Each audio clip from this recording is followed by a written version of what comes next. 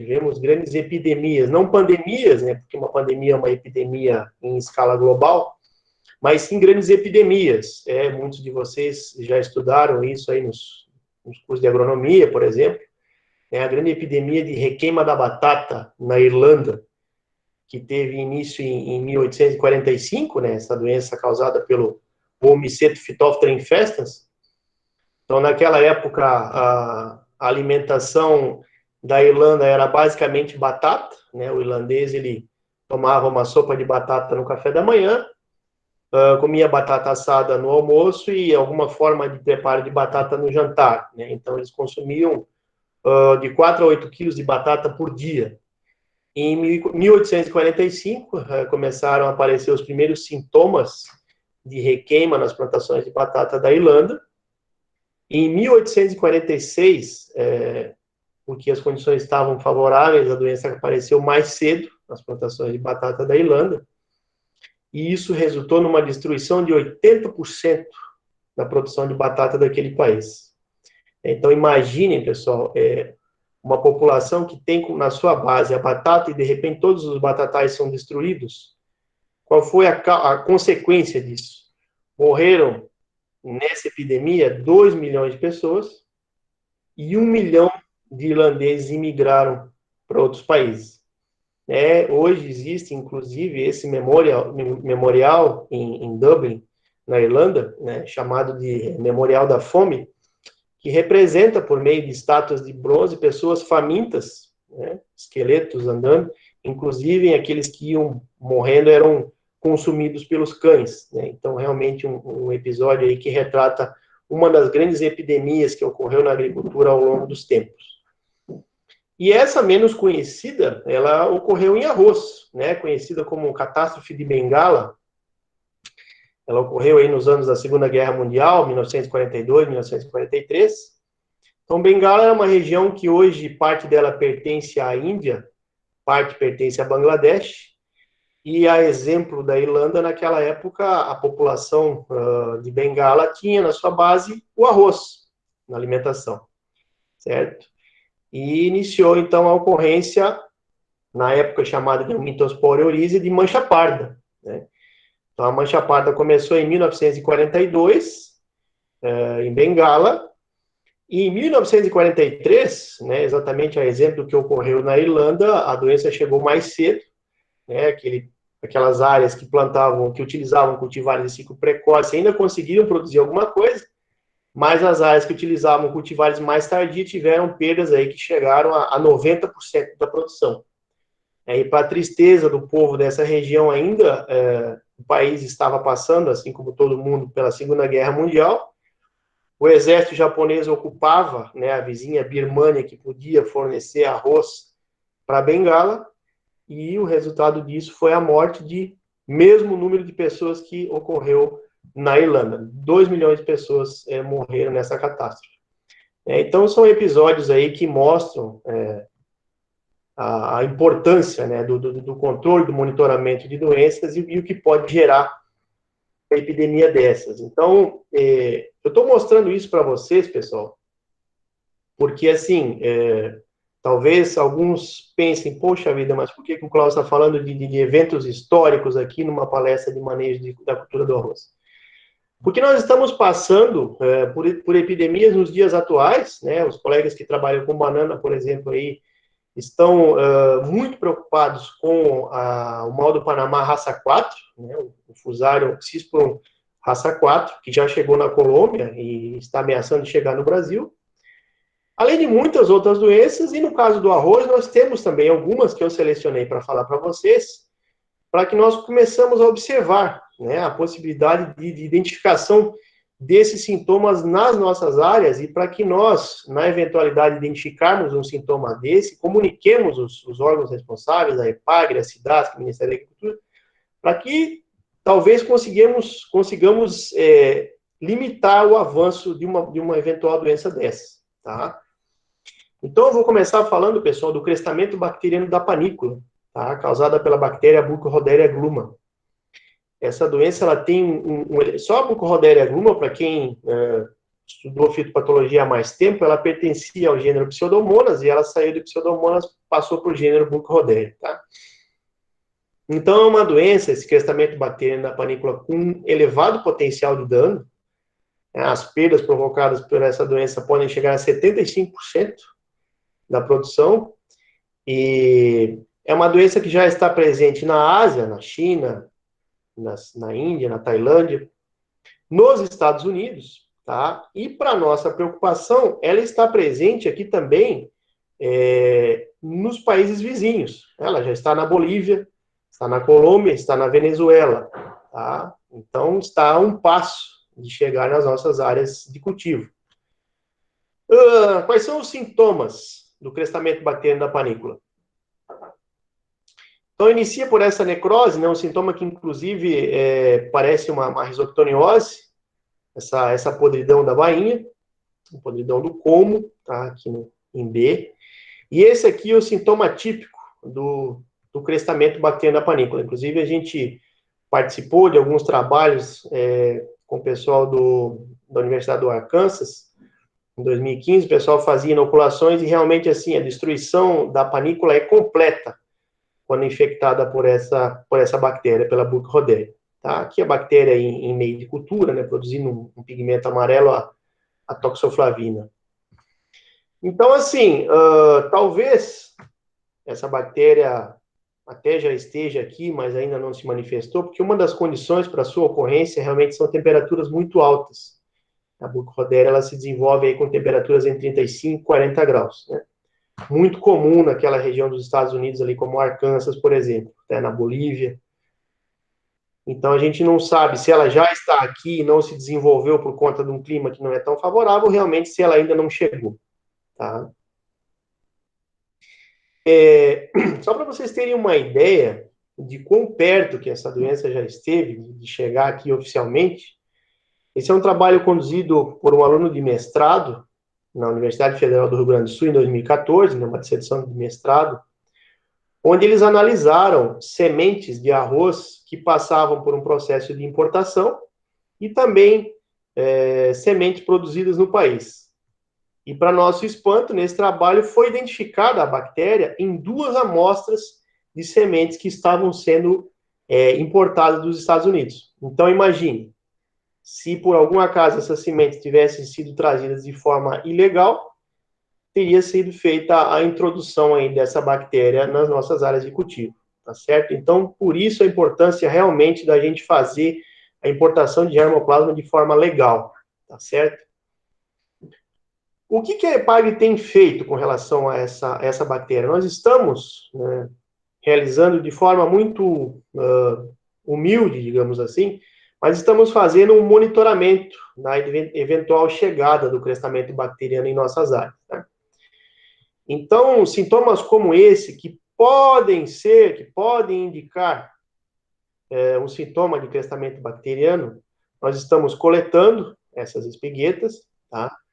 E elas são plaqueadas em um meio de cultura específico, chamado CCNT, esse material é incubado, e é um meio seletivo, né? Esse meio de cultura ele é seletivo, e caso exista essa bactéria infectando essas espiguetas, a bactéria cresceria em meio de cultura. Mas isso até o momento não apareceu, para nossa felicidade. Então, aqui o pedido que eu deixo a vocês é que sempre estejam atentos a sintomas como esse, de uma seca de panícula sem explicação, né, que não seja um ataque de percevejo, que não seja algum outro problema radicular, ou mesmo de como que culmine nesse sintoma, que é muito comum, inclusive um ataque de pássaros pode dar um sintoma parecido, tá? Mas, em não tendo explicação para um sintoma como esse, a gente pede que encaminhe para nós, com o devido registro do local de origem da coleta, para que a gente faça os devidos testes. Como eu falei para vocês, caso a gente identifique uma doença dessas em tempo hábil, a gente consegue fazer o isolamento da área e impedir com que ela se propague para outras áreas, tá? E uma segunda doença, um segundo par de doenças, digamos assim, ausentes no Brasil e que oferece um grande risco para a produção de arroz aqui, são 2 doenças causadas por xantomonas, né? Uma delas é a estria bacteriana da folha, causada por Xanthomonas oryzia patovar orisícola, que provoca esse sintoma aqui. Tá? E essa, e muito mais importante, que a gente vai discorrer sobre ela, é o crestamento bacteriano da folha. Então, nós estávamos falando do crestamento bacteriano da panícula, causado pela Burca rhodera. Esse aqui é o crestamento bacteriano da folha, causado por Xanthomonas oryzia patovar oryza. Tá? Então, pessoal, essa publicação, que inclusive está disponível gratuitamente na internet, eu fiz o download dela na sua integridade, foi produzida pela Embrapa em 2018, onde foi feita uma priorização das principais potenciais pragas. Eu digo pragas porque é o termo oficial utilizado pelo Ministério da Agricultura, que trata como pragas tanto pragas, insetos, como doenças. Tá? Então, eles elencaram as principais pragas e com maior risco de entrada no Brasil. Né? Todo o trabalho foi reunido nessa obra, é muito interessante, eu recomendo a leitura.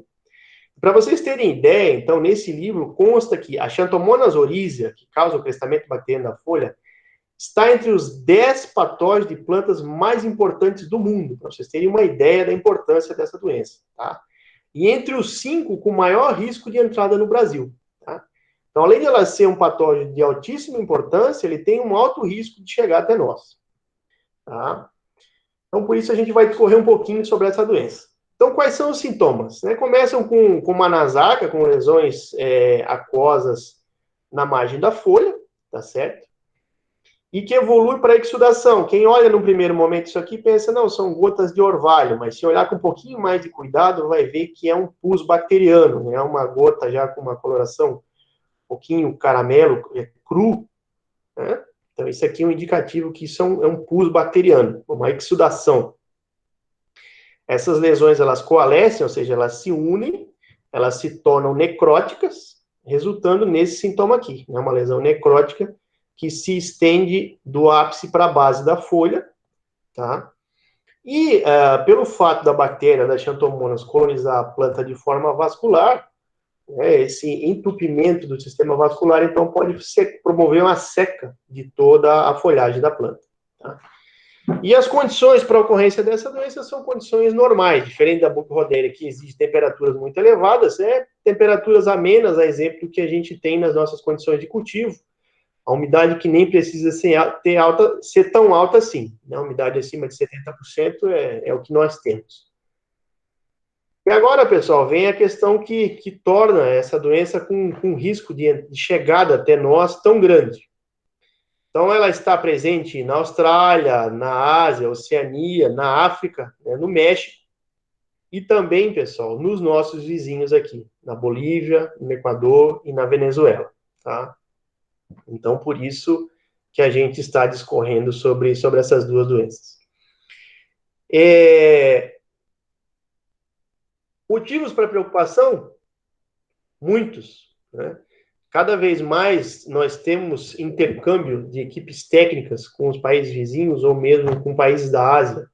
Eu mesmo já estive 2 vezes na Bolívia, né? O Rubens foi algumas vezes para lá, Estados Unidos. Nós temos equipes que não da EPAGRE, mas de empresas de equipamentos que têm visitado, por exemplo, a China, tá? Veículos que circulam aí por todo o Mercosul. Nós temos a chegada de germoplasma de países vizinhos. O Rio Grande do Sul, por exemplo, teve aí boa parte da sua área cultivada por cultivares argentinas, né? O Puitá e o Muri. Tá? E a importação de arroz para consumo, que querendo ou não também é um risco. Só para vocês terem uma ideia, aqui falando em arroz base casca, 1.000 toneladas. Então, em 2019, nós importamos do Paraguai 388 mil toneladas de arroz, do Uruguai 71 mil toneladas, da Argentina 100 mil toneladas. Então, em 2019, nós importamos 566 mil toneladas de arroz em casca, né? E quem garante que numa importação dessas a gente não pode ter aí grãos infectados? É um risco que se corre, tá? Então, pessoal, quais são as precauções para evitar a entrada dessas doenças no Brasil? A gente sabe que quem está transitando para esses países está indo porque precisa, está indo porque está fazendo negócio, né? Então, dizer para evitar o trânsito realmente é difícil.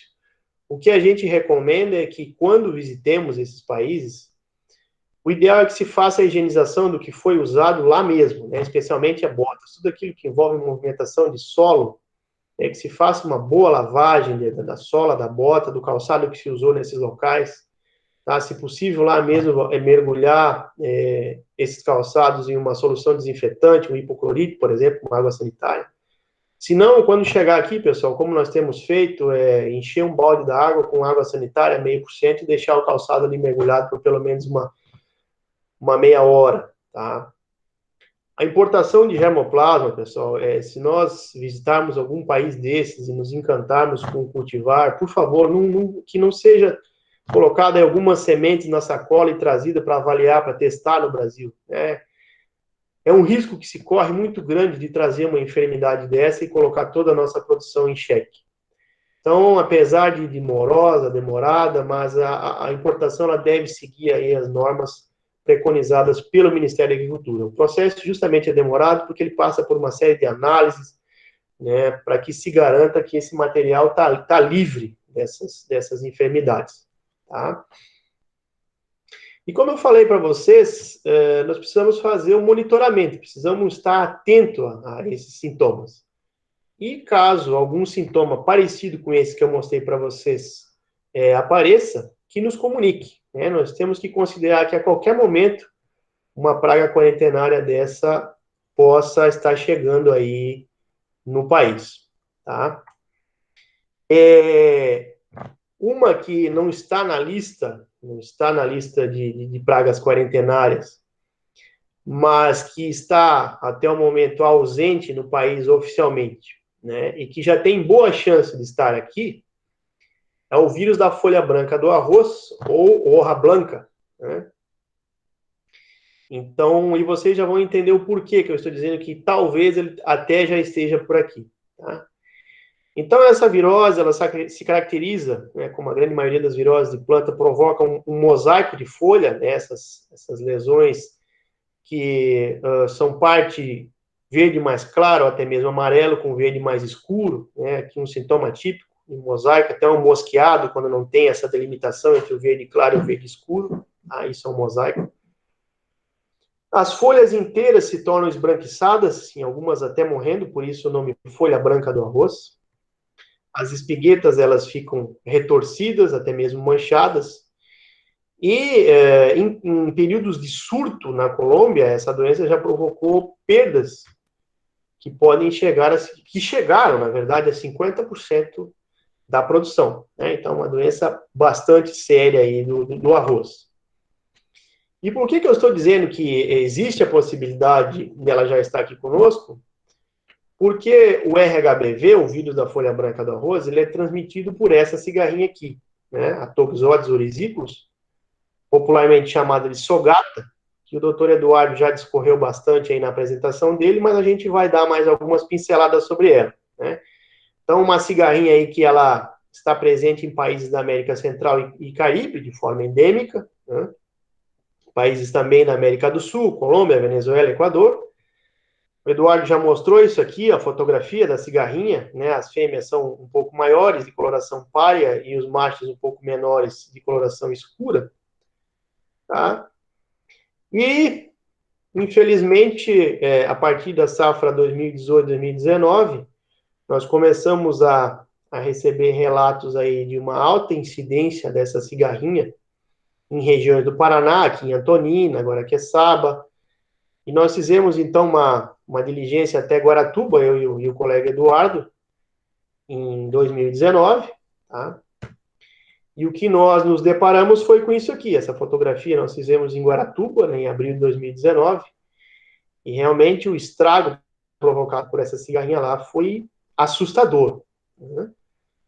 E ainda, além desse dano direto que a cigarrinha provoca, ela, parte do que ela absorve quando suga, ela secreta, né, esses açúcares, que acabam servindo de substrato para o crescimento de um fungo, normalmente do gênero capinóide, que é uma fumagina. Então, o arroz, parte dele fica todo amarelado e uma parte enegrecido por essa fumagina. Então, é uma cena bastante preocupante. E, infelizmente, na safra passada, nós tivemos aí um maior número de municípios relatando a ocorrência dessa cigarrinha, inclusive em outros estados, como São Paulo, no norte do país, e nós tivemos relato, inclusive, que essa cigarrinha já chegou na região sul do estado de Santa Catarina. Tá? Então, a gente está bastante preocupado com isso, nós coletamos algumas amostras aí que sugeriam ser sintomas do Horra Blanca, nós enviamos isso aí para uma virologista da Universidade Federal de Pelotas, tá? Mas até o momento nós não conseguimos a confirmação, uma parte dos nossos trabalhos aí também está prejudicada por conta dessa questão da pandemia, tudo isso torna o processo muito mais lento.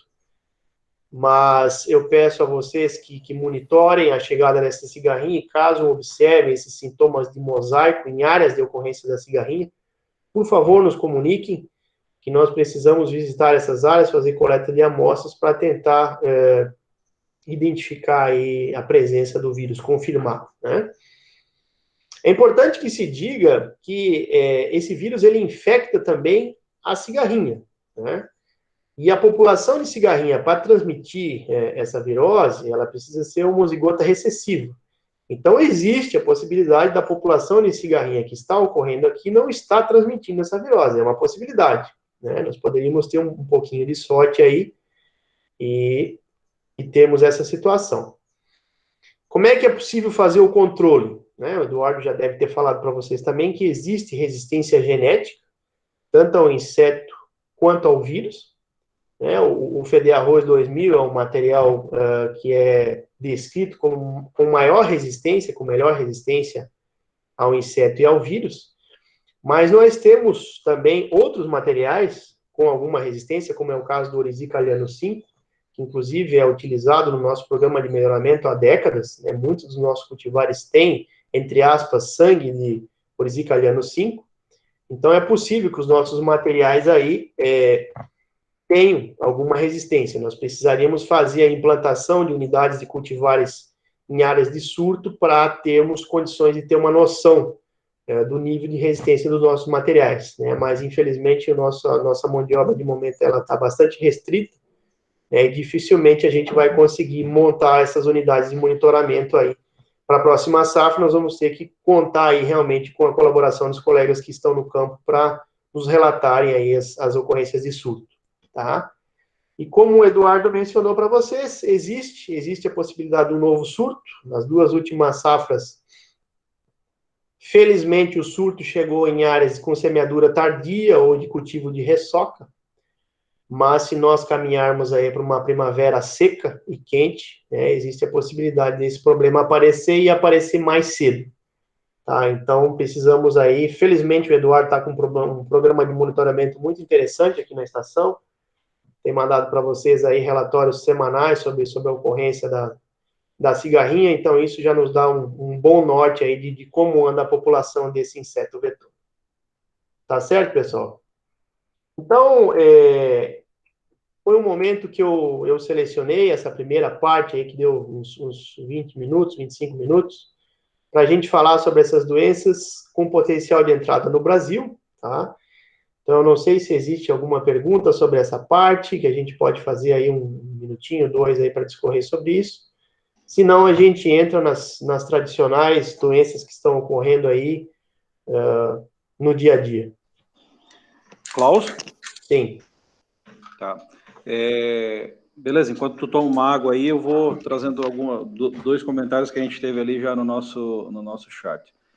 Um foi o Rodrigo Simões, perguntando pedindo para enviar, mas de repente, aonde que pode ser localizada imagens ampliadas dos sintomas da infestação bacteriana da panícula? Uhum. Não sei se são imagens comuns de encontrar na internet, uma pesquisa do Google ali conseguiria achar? Sim, existem muitas imagens, né? Nos Estados Unidos ela é uma doença que hoje talvez seja a terceira em importância, então existem muitos trabalhos lá. Você digitar no Google Bacterial Panicle Blight, né? Burkholderia gluma rice. Vão aparecer centenas de imagens, né? Eu tenho, inclusive, algumas fotografias que o pessoal do Arkansas me enviou, eu posso também disponibilizar essas fotografias, tá? Se o pessoal tiver dificuldade de encontrar isso no Google, entre em contato, a gente envia ou dá o link para onde estão essas fotos, mas é bem fácil de achar. Tá, perfeito. O outro comentário é do colega Rubens, né, do melhoramento, lá pesquisador também da área de melhoramento de plantas. Ele comenta que a nova cultivar, o SS 125, ele tem como um dos genitores o Oryzica liano 5, né? Embora isso não garanta que ele tenha herdado a tolerância do genitor, né? Mas ele lembra que daí essa cultivar vai estar disponível e que a gente vai seguir acompanhando ela, o desempenho dela em relação à resistência a essa doença aí nos próximos anos de cultivo, né? Como foi também dito... de uma possível resistência que em casa de vegetação, em observação preliminar expedita, com chance de escolha entre diversos cultivares, a SS 124 Sardo revelou-se tolerante. Na verdade, nós precisaríamos de experimentos específicos aí para termos realmente condições de afirmar que algum dos nossos cultivares tem um maior ou menor nível de resistência, né? E como foi falado, por hora, em função da nossa limitação de mão de obra, nós optamos por trabalhos aí envolvendo dinâmica populacional, que o Eduardo está conseguindo conduzir, e a gente vai depender, então, realmente de observações de campo. Se nós tivermos a felicidade de ter uma propriedade aí com vários cultivares, né, 121, 124, 125, e que sofram um surto dessa cigarrinha, a gente vai ter condições de uma avaliação melhor, né, do comportamento de cada uma delas.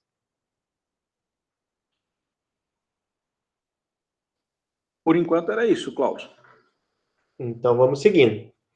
Então, pessoal, a gente agora vai avançar para o manejo das principais doenças que ocorrem no Brasil. A gente vai começar falando pela Bruzone. Então, normalmente, a gente acaba dividindo os eventos. Nós fizemos eventos de cursos, né, para técnicos e produtores, onde realmente a gente fala o básico, e a gente faz eventos de capacitação com algumas atualizações para um público que já está mais na lida. E acredito que esse evento, né, Douglas e Donato, seja aí um híbrido. Então, nós devemos ter na plateia aí pessoas aí com grande experiência, mas também pessoas que estão iniciando na cultura. Então, por isso, a gente vai falar um pouquinho também do básico aí de cada doença, tá? Então, um pouquinho de paciência para quem tem mais experiência, e vai chegar o momento que a gente vai trazer também informações novas, tá? Então, com relação à Bruzone, pessoal, ela é causada por um fungo, a Peniculária oryzia. Vocês vão encontrar na literatura também Magnaporte oryzia, que é a forma sexuada da Peniculária, né? Essa forma, ela normalmente não ocorre no campo, ela é encontrada em alguns raros casos no centro de origem do arroz, ou em condições artificiais de laboratório. Por isso, normalmente, a gente se refere ao fungo como Peniculária, tá? Aqui uma lesão típica de Bruzone de folha. Essa lesão clara indica que é uma lesão esporulativa, tá? E sobre essa lesão, se nós observarmos em microscópio, nós vamos encontrar aqui, então, os corpos de frutificação do fungo, os conidióforos, com seus esporos chamados de conídeos, tá? Aqui o ciclo desse patógeno, então, melhor, o ciclo da doença, na verdade. Então, essa esporulação que está aqui sobre, nesse caso, a folha, mas pode estar sobre uma panícula, pode estar sobre uma espigueta, ela sofre a ação do vento, né? O principal dispersor da Bruzone é o vento, dispersor do fungo, perdão. Esse esporo, então, ele se deposita sobre o hospedeiro, por exemplo, uma folha, na presença de umidade essa que vem principalmente do orvalho, pode vir da chuva ou de qualquer outra fonte, mas nós tendo aqui a presença de uma lâmina, de um filme d'água. Esse esporo se comporta como uma semente, ele germina, forma um apressório melanizado, né? Então, aqui está o sítio de ação de um dos principais fungicidas que são usados, no arroz, que é o BIM, né? O inibidor da biossíntese de melanina. Então, esse apressório ele precisa ser melanizado para que ele acumule água e exerça uma pressão de turgor tal que ele consiga, juntamente com a ação de enzimas, romper o tecido do hospedeiro e penetrar no tecido. Aqui ele emite, então, uma hifa, um PEG de penetração, uma hifa germinativa, e coloniza aquela célula. Tá?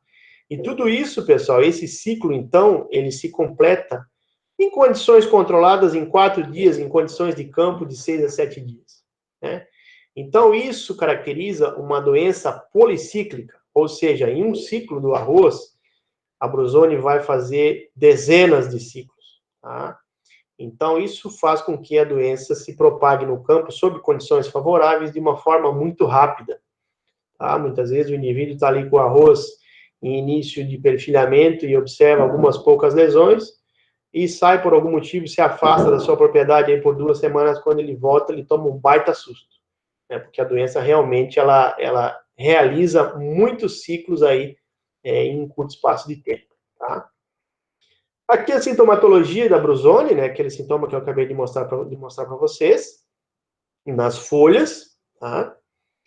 Esse aqui é um sintoma que não recebe muita atenção, mas é muito comum, que é a Bruzone de aurícula, né? Então, aqui na base da folha nós temos a lígula e a aurícula, e a doença, em alguns casos, ela ocorre somente nesse sítio, né? Nesse caso, houve inclusive uma infecção também do como principal, atingindo a região do nó, mas em alguns casos somente nessa região da aurícula, por isso Bruzone de aurícula. E aqui, né, a típica Bruzone de pescoço, que houve uma interrupção, uma infecção do nó, o que gera uma interrupção no fluxo de seiva para os grãos, e a partir do momento que isso ocorre, o processo de enchimento de grãos ele é interrompido, e a panícula fica como está. Então, muitas vezes, a doença incidindo logo após o florescimento, essa panícula que no início fica em pé, e com o peso dos grãos pelo seu enchimento vai se curvando, nem se curva. Né? Ela fica em pé até o final do ciclo, porque o processo de enchimento de grãos não ocorreu. E a Bruzone ela pode ocorrer em qualquer parte da panícula. Às vezes, uma única ramificação, às vezes, um único grão ele é atacado pelo patógeno. Então, a doença ela provoca desde a perda completa da panícula, redução no peso de grãos, esterilidade de espiguetas, gessamento de grão. Então, é muito comum em áreas onde há uma alta incidência de Bruzone, você tem uma alta incidência de grão gessado e, por consequência, de quebrado. Tá?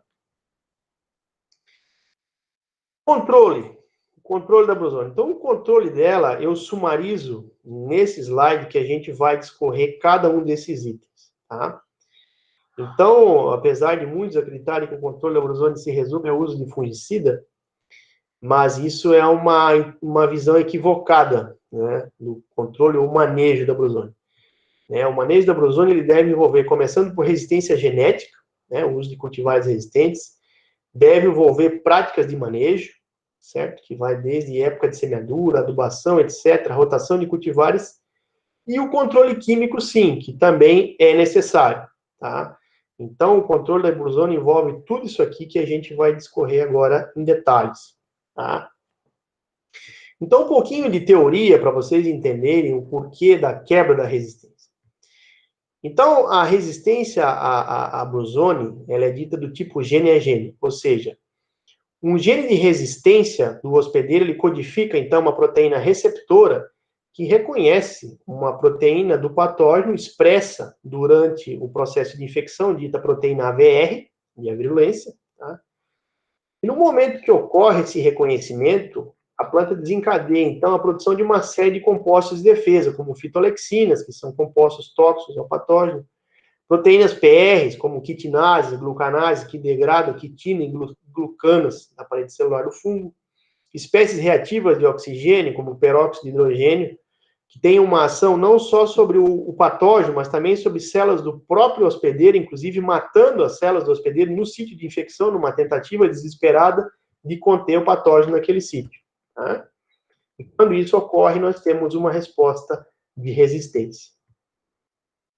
Em algumas situações, então, quando esse patógeno que outrora era reconhecido, se ele sofrer aqui uma única mutação e deixar de ser reconhecido por essa proteína receptora do hospedeiro, né, ele vai passar desapercebido, ele não mais vai ser reconhecido, não mais vai desencadear uma resposta de resistência e, por consequência, vai resultar numa condição de doença, né?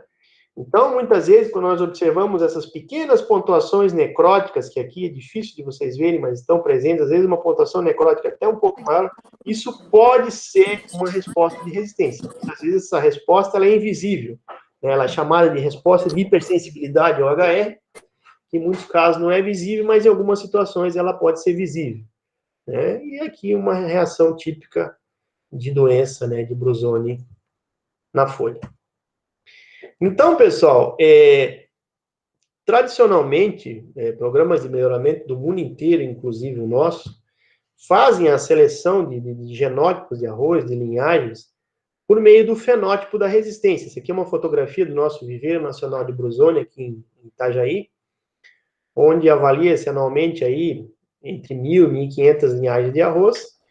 E o que nos interessa, né, Rubens, se você estiver nos ouvindo, é o material resistente. A gente acaba selecionando esse material. A gente não vai selecionar aqui um material doente, tá?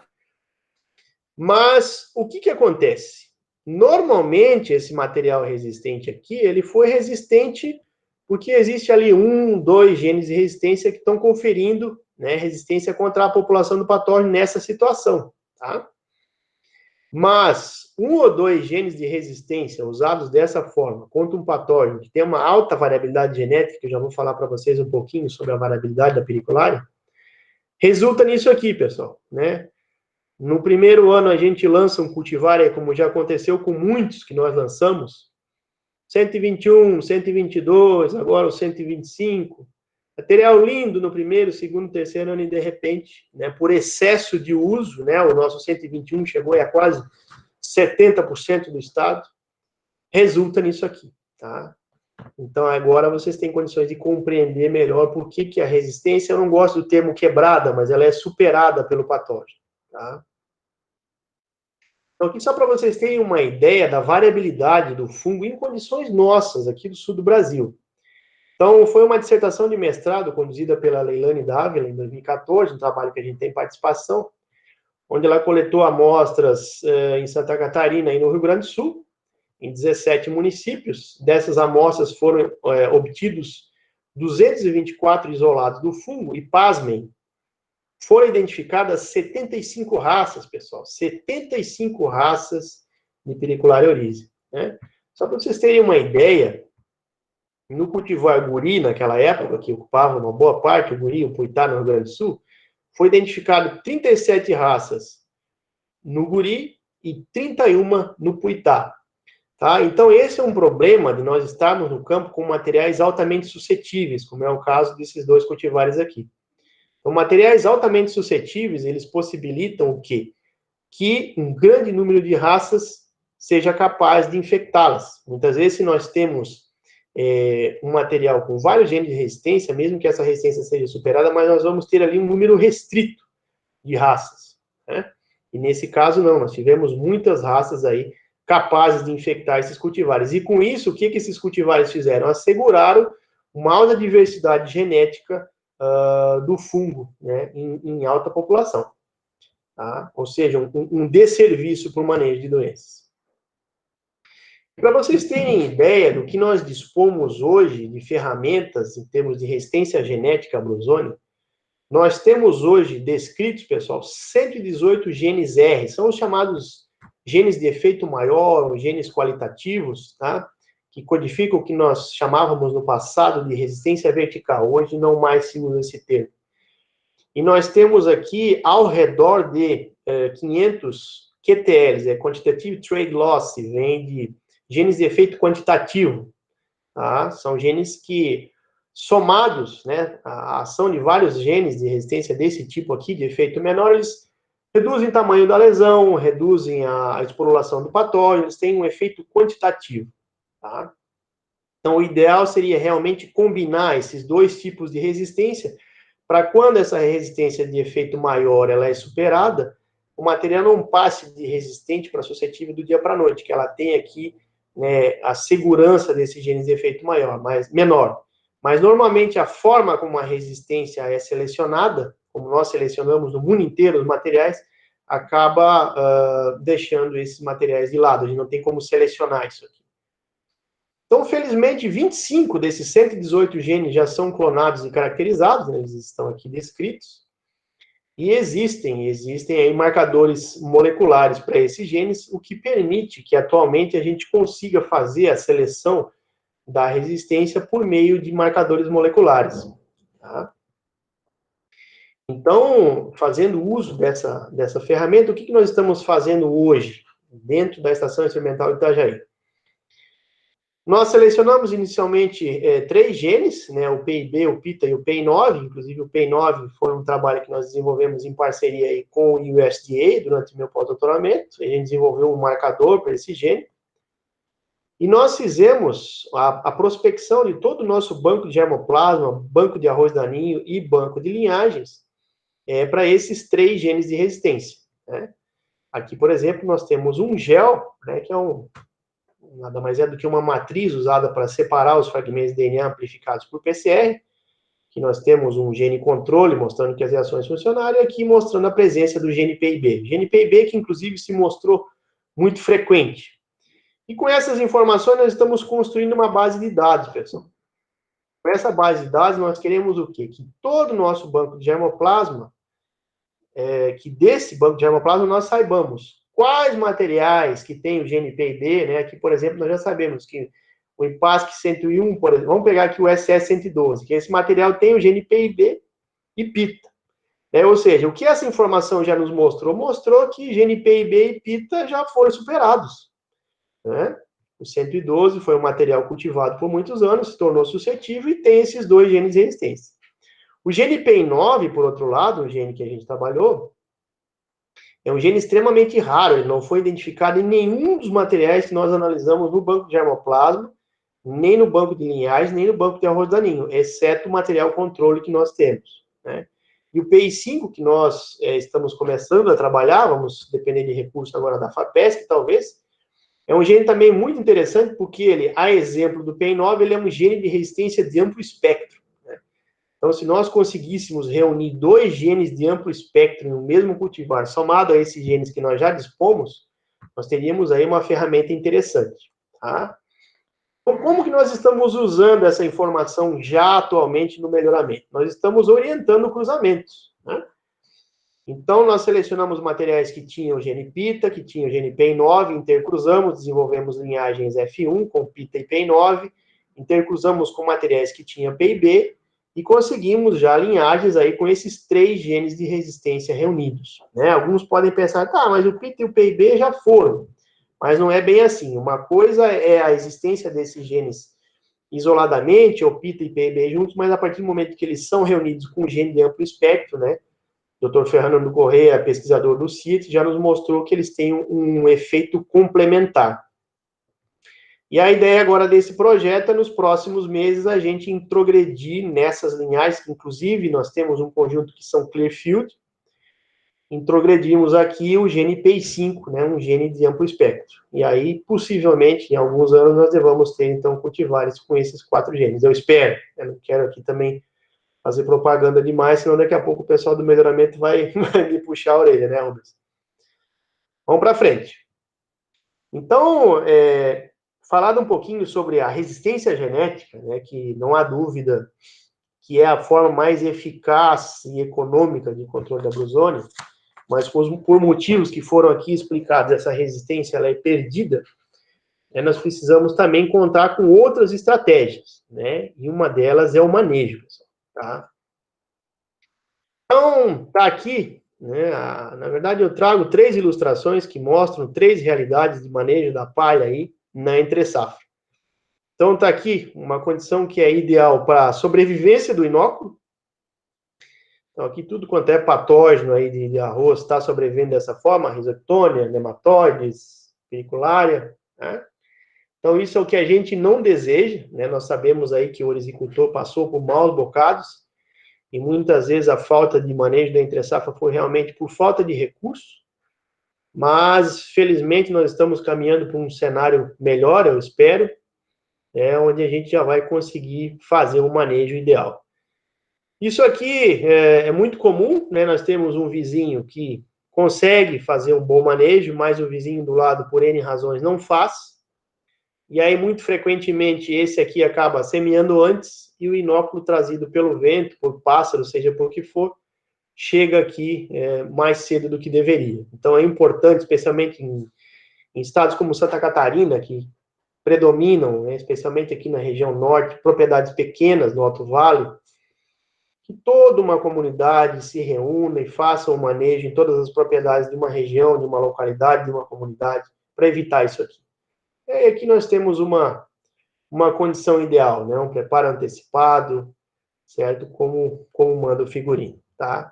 E como deve ser esse manejo da palha, né? Nós temos aqui o Douglas, que está participando, que tem bastante experiência nisso. Depois, se ele quiser comentar alguma coisa, ele também pode opinar. Então, o que a gente tem preconizado? Que essa palha ela seja destruída, né?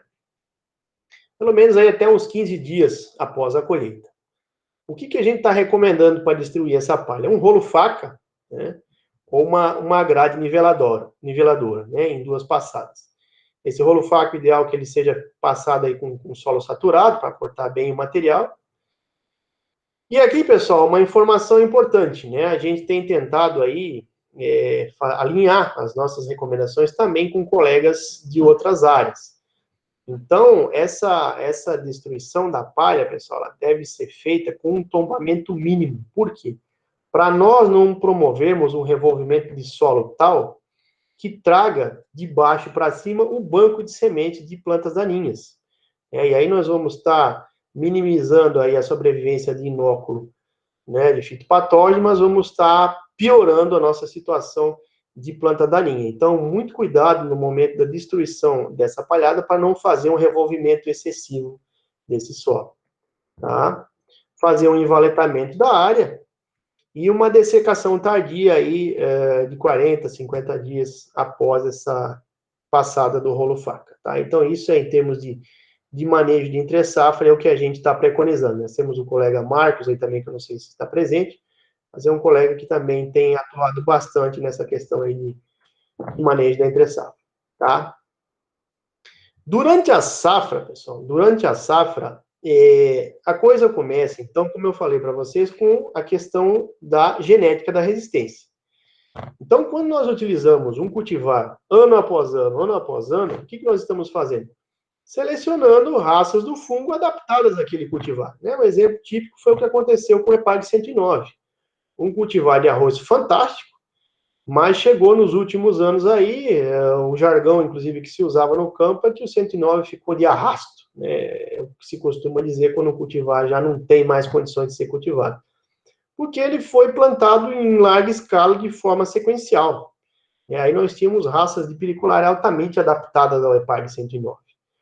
Tá? Então, pessoal, a cada 2 a 3 anos, o ideal é que se faça rotação de cultivar. A gente sabe que isso dificilmente ocorre, porque o produtor ele acaba plantando aquilo que produz melhor, aquilo que está sendo resistente à brusônia, e enquanto estiver funcionando, ele não muda. Essa é a grande verdade. Então, nós teríamos que ter aí um leque de combinações de genes de resistência distribuído em 2, 3 cultivares, para que essa rotação de genes de resistência já fosse feita no lançamento de novos cultivares. Né? Quem sabe a gente consiga isso algum dia. A questão de épocas de semeadura, pessoal. Nós temos um problema quando a semeadura é feita fora de época, aquela semeadura que é feita muito cedo. Né? Nós temos aqui no litoral norte semeaduras na última semana de julho, início de agosto. O arroz fica ali numa condição de frio, sofrendo por semanas, meses, e ali mais propensa ao ataque de fitopatógeno, numa condição normal nem ocorreriam. Né? E principalmente casos de semeadura tardia. Né? A gente sabe que muitas vezes o indivíduo semeou tardiamente por falta d'água, por N motivos. Mas nessa situação, pessoal, as áreas que já semearam na época recomendada, as plantas vão estar aí fornecendo inóculo para essas áreas mais tardias, então a doença vai chegar nessas áreas que foram semeadas mais tardiamente muito mais cedo. Tá? Então, como eu mostrei para vocês, a doença vai ter muito mais tempo aí para ciclar e o que normalmente não precisaria de uma aplicação, por exemplo, na folha, vai passar a precisar. Então, semeaduras tardias têm esse problema. O manejo da fertilidade, né? Nós temos aí produtores em busca de ferramentas modernas aí para a cultura do arroz, mas muitos deles ainda não estão fazendo uma análise de solo, né? E, em função disso, muitas vezes, ou falta adubo, ou sobra, ou é aplicado de forma desequilibrada, tá? Evitar principalmente o excesso de nitrogênio, né? Então, agora eu vou deixar aqui algo que eu acredito que esteja se desenhando para a próxima safra, tá? Muita atenção no que eu vou falar. Nós estamos com um cenário de arroz, pessoal, muito favorável, tá? Muito favorável, pelo menos hoje, né? Eu acredito que o preço do saco do arroz ainda vai estar bom aí para a próxima safra. E o produtor está vendo isso e deve investir na produção. E, por consequência, eu quero acreditar que vai ser usado nitrogênio em excesso, pessoal. Então, eu peço muita atenção dos técnicos aí no campo para orientar os nossos produtores para tomar muito cuidado com isso, senão nós teremos problemas seríssimos aí, especialmente com brusone e com risoctoniose, tá? E, por fim, essa questão de manejo, eu deixo um recado com relação ao manejo da água, né? Essas drenagens alternadas, elas predispõem, elas provocam um estresse na planta e predispõem ao aparecimento de doenças. Se der tempo, nós vamos falar no final um pouquinho sobre nematóide, né? O nematóide, ele é muito favorecido por áreas drenadas, ele infecta a planta no momento que o solo é drenado. E a própria brusone, ela tem aparecido com mais intensidade em áreas que sofrem drenagens seguidas de irrigação, né, justamente por conta desse estresse. Tá certo? Uma outra coisa que a gente recomenda é a questão do monitoramento da resistência, né? Como eu mencionei, nós estamos, sempre que possível, lançando novos cultivares, e normalmente esses novos cultivares, eles são resistentes, naquele momento, à brusone, tá? Mas, como já foi dito, a cada 2, 3, 4 anos essa resistência você vai. Mas nós precisamos saber em que momento isso aconteceu, né? Porque até ali nós temos uma recomendação de fungicida, né? Normalmente voltadas para manchas, uma recomendação mais amena. E quando essa resistência ela é perdida, a coisa muda, né? Sendo bem prático, nós caminhamos para o BIM. Então, pessoal, eu vou dar um exemplo aqui do que ocorreu com o SS-121CL na safra 2018-2019. Né? Nós identificamos aqui dentro da estação experimental, antes de qualquer outro lugar, já uma incidência moderada de brusone no 121 e comunicamos isso via G-Técnicos, né, que é um sistema de e-mails aí que quem não faz parte pode solicitar, a gente inclui, né, e aí são disparadas informações importantes sobre o que está ocorrendo na safra do arroz em Santa Catarina, e a gente informou isso.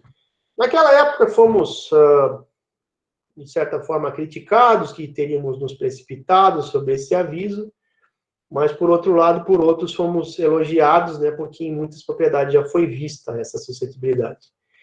E no Rio Grande do Sul, que se tardou para informar a perda de resistência do IRGA 424, muitos produtores foram pegos de surpresa, né, acreditando que o 424 ainda era resistente, acabaram fazendo uma aplicação de fungicida mais voltada para a mancha e foram pegos de surpresa, né? Então, não podemos passar por isso.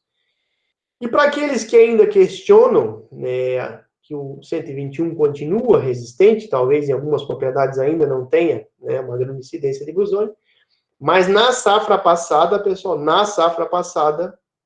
essa que se encerrou agora, eu tive, no meu experimento, com 121, nota 9 de brusone. O que significa isso? 75% das panículas, no momento da avaliação, com brusone. 75%. No momento da colheita, isso chegou a quase 90% de panículas com brusone no excesso 121, inclusive em parcelas tratadas com fungicidas, aqueles fungicidas que tenham uma ação menos eficaz contra a brusone, chegou-se a nota 9 de brusone.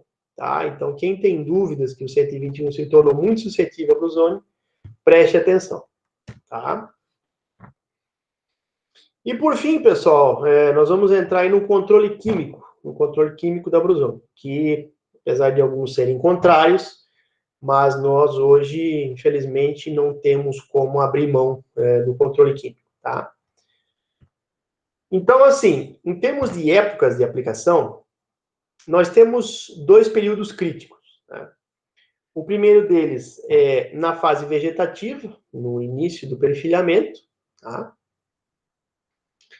E o segundo na fase reprodutiva, né?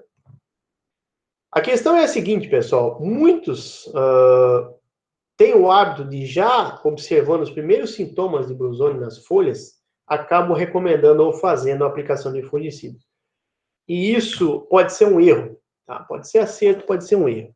Mas, assim, em muitos casos, pessoal, essas primeiras lesões que se observam, elas acabam estabilizando, não há um progresso da doença, seja porque as condições climáticas não foram favoráveis, a adubação foi equilibrada, a doença já apareceu próximo do final do perfilhamento e a doença não progrediu.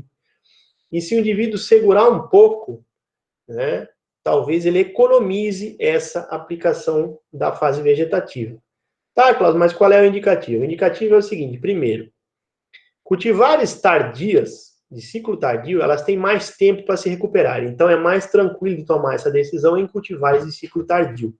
Então, nesse caso, nós podemos esperar até o aparecimento do coalescimento de lesões, ou seja, quando aquelas lesões elas crescem, se encontram, começa a aparecer folhas secas, aí realmente já não podemos esperar mais. Tá? Então, tem que se fazer esse monitoramento. Para cultivares de ciclo precoce, todo e qualquer dano na folha, ele já impacta diretamente na produção. Então, deve-se esperar menos para um cultivar de ciclo precoce. Então, o técnico ele precisa ter essa malícia na tomada de decisão em se fazer ou não a aplicação de fungicida na fase vegetativa, tá?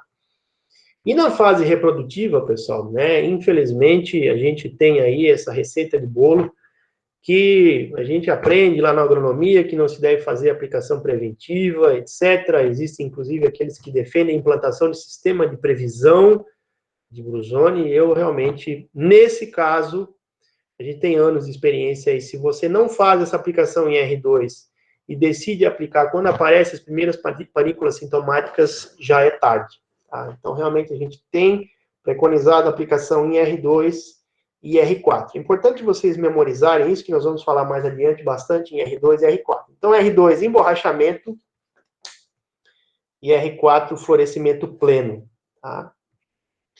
Em situações, pessoal, de alta expectativa de rendimento, acima de 160 sacos, 180 por hectare, que o indivíduo está trabalhando aí com semente, por exemplo, vale a pena fazer 3 aplicações, sendo a primeira delas 2 antes do emborrachamento, tá? Em V11. Mas são situações muito específicas. Não é aquele indivíduo que está tirando 120 sacos por hectare aí que vai ter lucro fazendo essa terceira aplicação de fungicida, tá? Então, nós, pessoal, há muito tempo atrás, nós iniciamos um trabalho de avaliação de épocas de aplicação que foi interrompido, mas agora foi retomado. Nós, na safra passada, reiniciamos esses experimentos de épocas de aplicação, principalmente pelo seguinte, a questão de resíduo, né? Então, tem sido encontrado aí resíduos, nós vamos falar um pouquinho de resíduos mais para frente, mas tem sido encontrados resíduos de tebuconazol, de triciclazol, ainda que dentro dos limites permitidos pela Anvisa, mas tem sido encontrados. E cargas de arroz já retornaram nos Estados Unidos por resíduo de tebuconazol, por lá esse produto não ser regulamentado, então a gente viu a necessidade de trabalhar essa questão de épocas de aplicação, tá? Então nós fizemos esse experimento aqui nessa última safra, com o cultivar Satoro, nós procuramos trabalhar com ele porque é um material muito suscetível, tá? Então, nós fizemos, aqui está a coluna da época de aplicação, a incidência de panículas com Bruzone, esterilidade de espiguetas e produtividade, tá? Então, aqui nós temos o tratamento de testemunha, onde se aplicou somente água com pulverizador. A incidência de Bruzone aqui foi máxima na escala de notas, na contagem pós-colheita chegou a 89% de panículas com sintomas, tá? Então, aqui 75% das panículas tinham sintomas. Nós tínhamos 59% das espiguetas estéreis e uma produtividade de 3.600 kg por hectare, tá? Aqui o tratamento, um dos tratamentos padrões, né, 2 aplicações de BIM mais Alterne. BIM mais Alterne no emborrachamento, BIM mais Alterne em pleno florescimento. A incidência de panículas sintomáticas caiu de 75% para 12%, ou seja, tivemos uma eficiência de controle muito boa. A esterilidade caiu de 59 para 23 e a produtividade dobrou, subiu de 3.600 para 7.470 quilos por hectare. Tá? Então, uma área de solo orgânico, que realmente é o que dá para tirar dessa área. Agora, pessoal, aqui, a mesma aplicação, 2 de BIM com Alterne, mas nós puxamos as 2 aplicações uma semana para trás. Então, a primeira foi feita no 3º nó, uma semana antes de emborrachamento, e a segunda com 5% de florescimento, tá? Observe que, puxando uma semana para trás, nós conseguimos aqui uma equivalência em termos de incidência de brusônio, tá? Não houve diferença estatística, ou seja, houve um controle significativo. A esterilidade também ficou muito próxima da época padrão de aplicação e a produtividade também. Ou seja, nós conseguimos puxar essas aplicações uma semana para trás sem prejuízo nos componentes que nós mensuramos. Esse experimento, pessoal, ele é muito maior que isso. Nós temos aqui muitos tratamentos, tá? E mais variáveis foram mensuradas, mas realmente eu extraí o que é importante, né, para sumarizar a discussão aqui nesse quadro. Tá? Mas o experimento é bem maior que isso.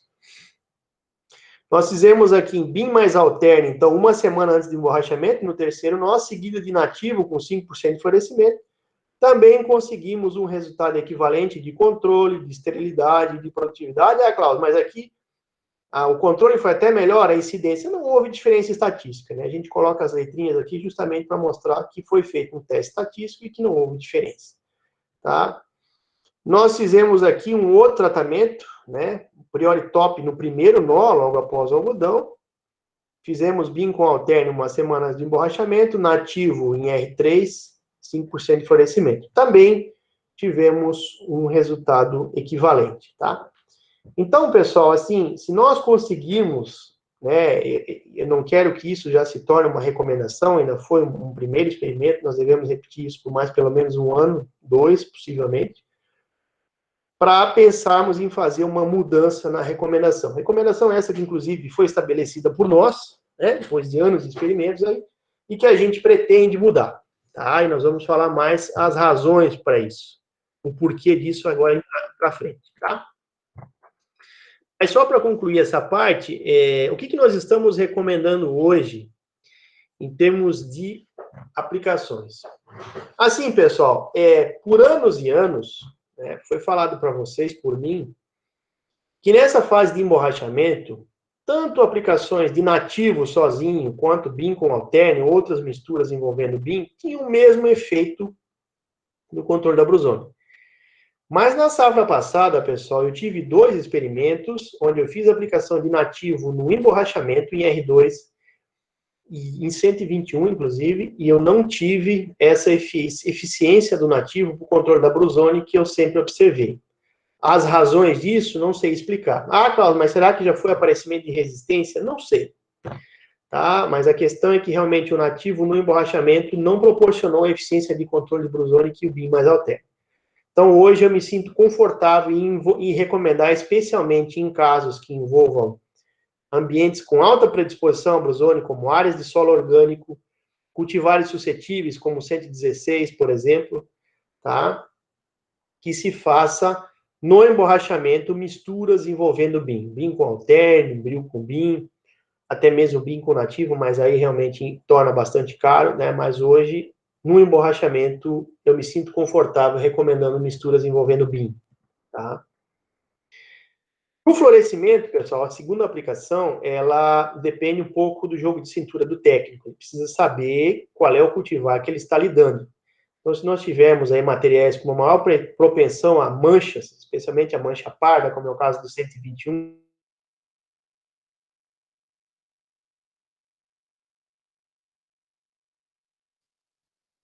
Alô, Klaus? Tá ouvindo?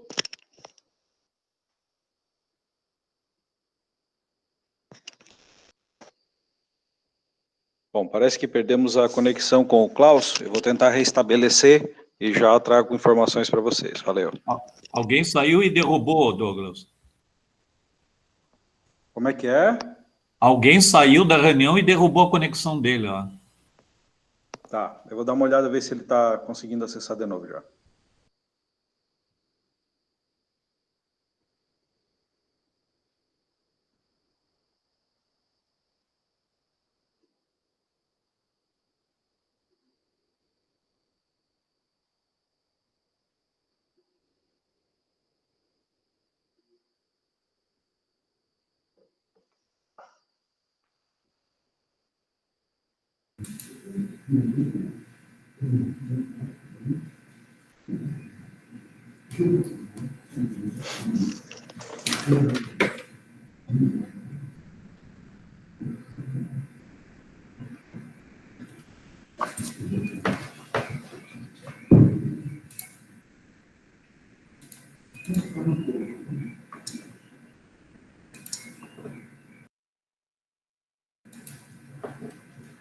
Douglas?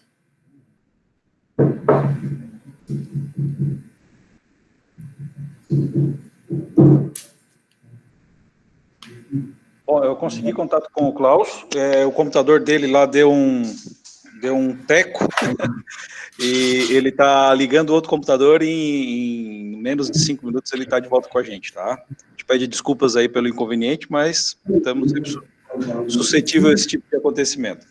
Então, peço a paciência de todos, peço que não continuem, né, porque a informação que está por vir ainda é bastante importante, e tão logo seja possível, o Klaus está de volta.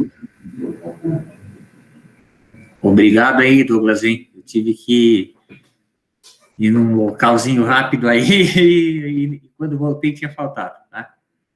Obrigadíssimo. Vamos ficar aguardando, pessoal, que o Klaus já deve entrar.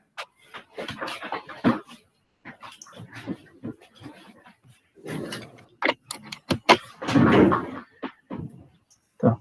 Você quer colocar aqui? Hã? Deixa eu pegar o telefone. Tá. Posso usar? Pode usar. Pessoal, vocês estão me ouvindo aí? Perfeito, Tá. Klaus. Desculpa, nós tivemos um problema técnico aqui, o meu computador, ele apagou, inexplicavelmente, e eu estou com problema no carregador, eu acho. Mas...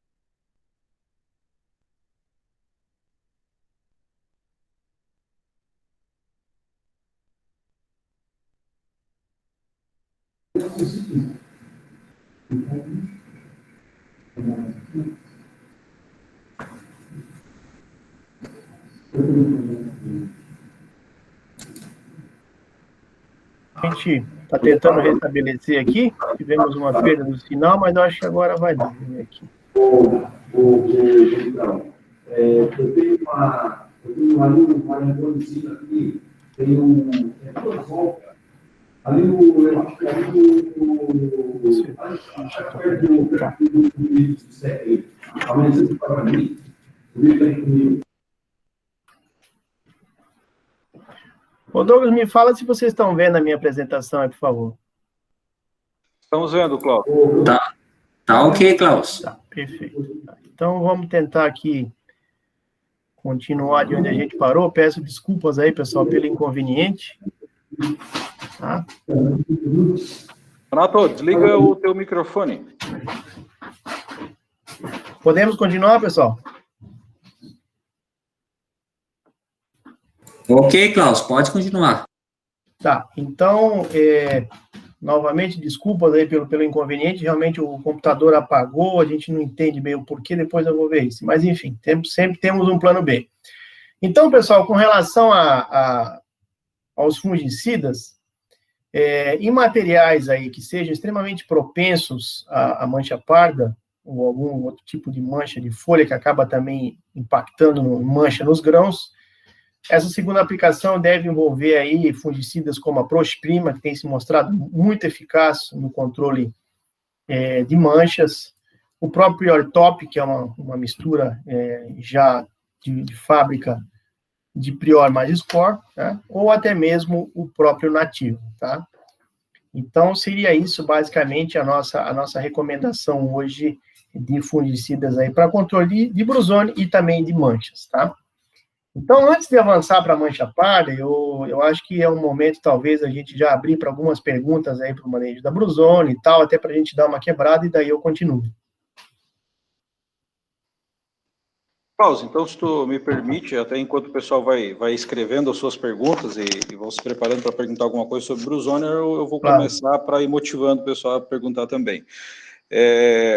Eu posso entender que para a segunda aplicação de R4, em cultivares que tenham ainda alguma tolerância, como, por exemplo, aqui no sul ainda o 122 apresenta uma boa tolerância a brusone, eu poderia pensar em produtos como uma aplicação apenas com a Prosprima ou Prior-Top, sem utilizar nem o BIM nem o nativo, pensando em brusone?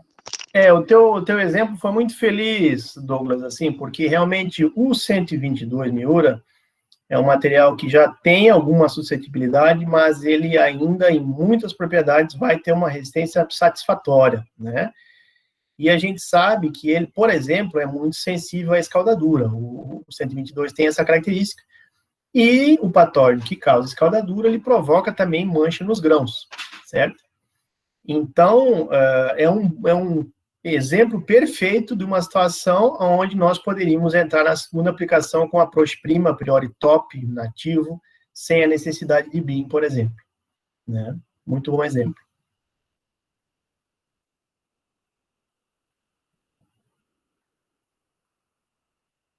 Alô? Obrigado, Klaus. Por enquanto, não temos perguntas mais. Acho que dessa forma podemos seguir. Se alguém tem alguma pergunta que gostaria de abrir o microfone e fazer um questionamento, nós teríamos duas oportunidades. Klaus, eu acho que podemos seguir. E aí, qualquer coisa que surgir, a gente vai deixando para o final ou na sequência. Vamos para frente, então. Muito bem, então vamos falar um pouquinho de mancha parda, né, que muitos dos nossos cultivares hoje são sensíveis à mancha parda, o 121 é um deles, então a gente sente necessidade aí. Então, para quem está começando na área de arroz, a mancha parda ela é causada por um fungo, a Bipolaris oryzia, tá? Os sintomas da mancha parda, eles se diferem bastante da brusônia. A brusônia tem uma lesão clara, alongada, né, que coalesce. A mancha parda não, você tem essas lesões arredondadas, com um halo amarelo. Algumas situações pode ser também com centro claro, mas ela tem essa característica dessas lesões arredondadas com halo. Né? E muito frequentemente, ela começa a aparecer na fase final do perfilhamento, né, momento em que a brusone de folha já começa a desaparecer. Né? Existem situações que nós temos brusone na folha até a fase reprodutiva, mas o padrão nós temos uma redução na brusone de folha à medida que se aproxima da fase reprodutiva, né, quando a brusone se manifesta principalmente na panícula. E nesse momento começa a observar mancha parda nas folhas, então. Essa é uma fotografia que eu considero muito completa, né, que foi muito feliz, onde ela ilustra praticamente todo o conjunto sintomatológico da mancha parda. Então, aqui nós temos os sintomas nas folhas, né? Dá para ver, inclusive, as plantas vizinhas bastante atacadas. Nós temos grãos cheios manchados, essas manchas elas podem se limitar à casca, a lema e a palha, mas podem também atingir o endosperma. E pode provocar a esterilidade de espiguetas, certo? Em condições muito favoráveis, de alta umidade, né? aqui é uma área de cultivo de solo orgânico. Observa-se isso aqui, pessoal. Inclusive, isso já foi fruto de muitos chamados, né, da ocorrência de cárie, que na verdade não é cárie, né? Então, inclusive, eu trouxe esse slide aqui para vocês conseguirem fazer essa distinção. Então, pessoal, quando a condição é muito favorável à mancha parda, nós temos o fungo, né? Isso aqui é a bipolaris esporulando sobre o grão, certo? E a gente consegue distinguir da cárie pelo seguinte: é uma esporulação rala, né? Difícil remoção. Você observa, né? Aqui dá para ver de fundo uma folha com muitas lesões de mancha parda. E aqui, né? A cárie ou carvão verdadeiro, onde você passa a unha e consegue remover essa esporulação facilmente, tá certo? Então, é isso que distingue essa esporulação escura de mancha parda da cárie ou carvão verdadeiro, tá? Quando você tem uma incidência muito alta de mancha parda, você tem danos significativos à folha e, por consequência, há uma redução na área fotossintética. Isso prejudica o enchimento de grãos. E o principal dano está aqui, né? Ela reduz o peso e a qualidade dos grãos. Inclusive, a mancha parda é apontada aí como uma das principais, se não a principal, responsáveis por descontos na indústria, né? Por conta de redução na qualidade dos grãos. E para quem trabalha com sementes, né, isso é um problema bastante sério, porque essas sementes com peso menor vão acabar sendo eliminadas durante o beneficiamento de sementes, né? Mais um motivo para o produtor dar prioridade para sementes certificadas e não sementes próprias, né? Porque no processo de beneficiamento essas sementes elas são eliminadas. Agora, caso sementes cheias, né, que estejam só manchadas, passem por esse processo de beneficiamento, o fungo ele infecta a plântula durante o processo de germinação e pode reduzir estânio. Tá? Como controlar a mancha parda? Então, assim, resistência genética seria uma opção? Seria, mas o problema da resistência à mancha parda é que ela é controlada por genes de efeito menor, os chamados QTLs. Então, uma resistência de difícil obtenção, quantitativa, influenciada pelo ambiente. Então, é muito complicado depender de resistência genética somente para a mancha parda. Então, o manejo dessa doença deve considerar práticas de manejo, né, aquelas que nós recomendamos aí para brusone, manejo da palhada, na entre-safra, etc., são eficazes também contra a mancha parda. A questão de adubação tem um papel primordial na ocorrência da mancha parda, solos com desequilíbrio nutricional, né, predispõe à doença. E o controle químico, né, há fungicidas aí eficazes para o controle da doença, né, eu vou mostrar aqui alguns deles, tá? Esse experimento ele foi conduzido aqui na Estação Experimental de Itajaí, nós temos 3 anos de experimento, inclusive esse ano eu pretendo aí publicar um artigo bastante interessante com esses resultados. A gente faz experimento em parcelas de 5 por 2 metros, faz as aplicações em emborrachamento e florescimento, e nós avaliamos a incidência da mancha parda na folha-bandeira, né, semanalmente, por 4 semanas após a primeira aplicação. Então, nós contamos o número de lesões na folha-bandeira de 15 folhas por parcela. Então, no tratamento testemunha aqui, observe, pessoal, de média, 20 lesões na folha-bandeira, uma incidência de mancha parda bastante alta. E aqui vocês conseguem ver a eficácia de cada um dos produtos. O BIM, por exemplo, que é dito como não tem nenhum efeito contra a mancha parda, mas algum efeito ele tem, mesmo que pequeno, mas alguma coisa ele tem, tanto que ele se distingue aqui da testemunha, né? O alterne, né, já tem um efeito bem melhor sobre mancha. O BIM com alterne aqui não incrementa o efeito do alterne isoladamente. E nós caminhamos aqui principalmente para esses 4 tratamentos, que são o Prioriscore, o Nativo, o Bril e o Approach Prima, que são os melhores tratamentos aí que a gente tem testado em termos de eficiência de controle da mancha parda, né? A gente esse ano testou também o Helmstar, teve um resultado bom, mas eu não tabulei esses dados ainda. E aqui embaixo nós temos o Casomin, que é um produto antigo, o fabricante insistiu que nós fizéssemos alguns testes, mas realmente nele não tem um bom resultado aí para controle de mancha parda, tá? Alguma pergunta aí, pessoal, sobre mancha parda?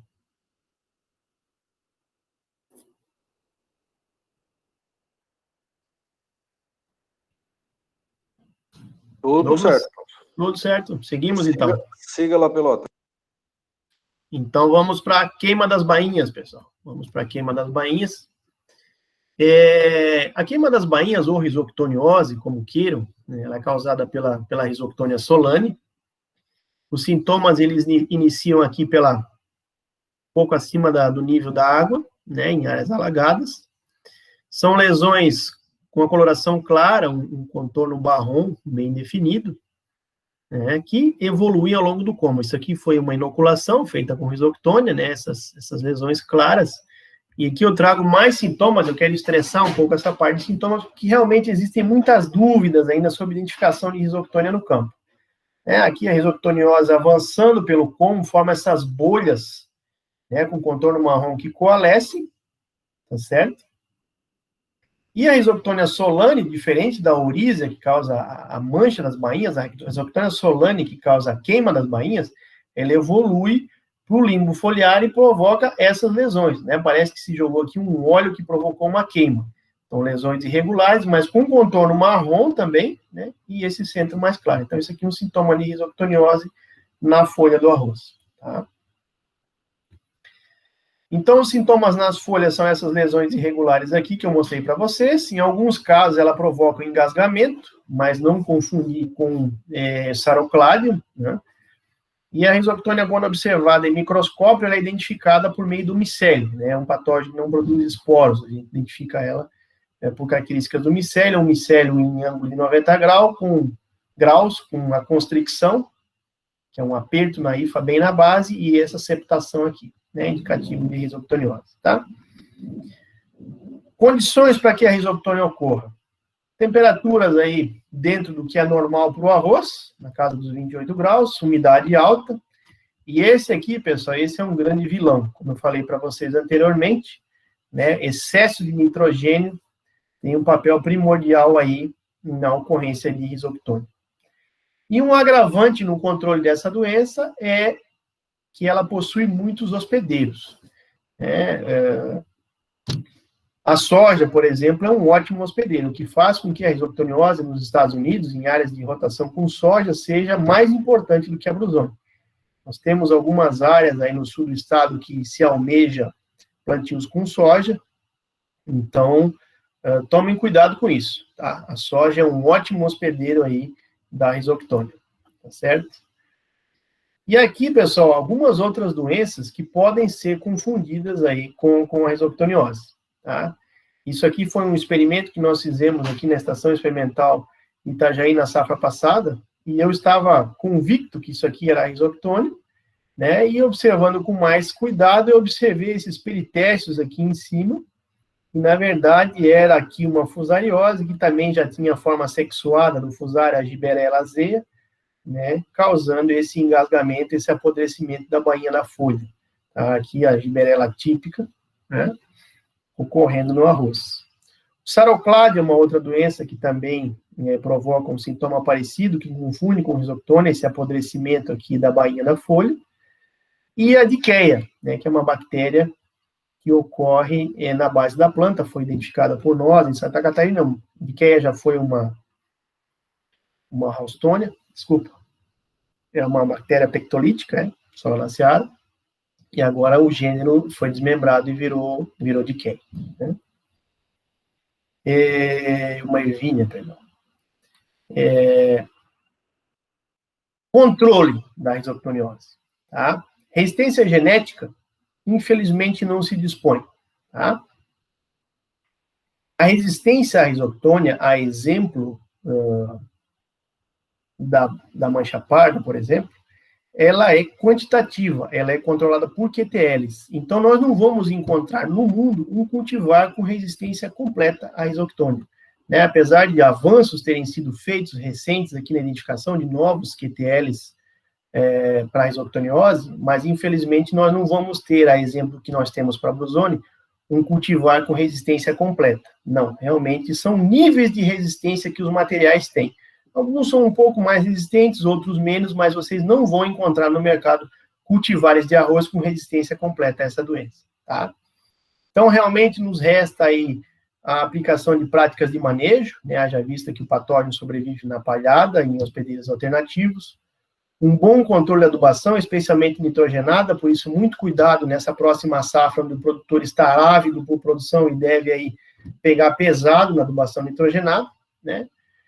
E aqui uma possibilidade que é pouco aplicável para as nossas condições, que seria a rotação aí com milho ou sorgo, mas realmente nas condições de Santa Catarina, a menos que nós ficássemos uma safra sem plantar arroz para plantar milho, mas realmente é algo aí pouco factível de ser aplicado, né?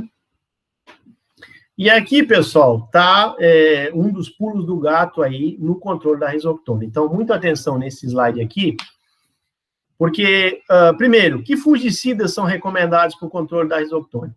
Basicamente, misturas envolvendo triazóides e estubirulinas. É o que tem funcionado melhor, Prioriscore, né, a azoxastrobina com difenoconazol. O propiconazol, o tilt também é uma opção interessante para o controle da rhizoctoniose.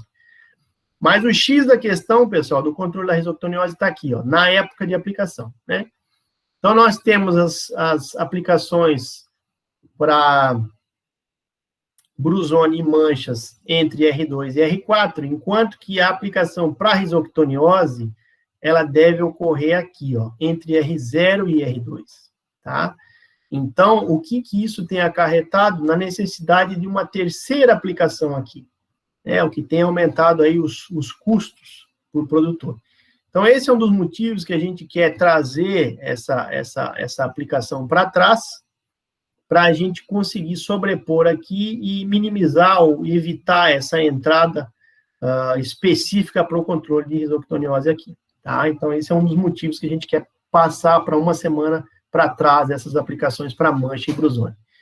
Infelizmente, pessoal, nós já temos casos, ainda não no Brasil, mas na Lusiânia, de resistência de isolados de rhizoctônia a Q0I, são estrubirulinas, né, inibidores do sítio Q0. Muito bem.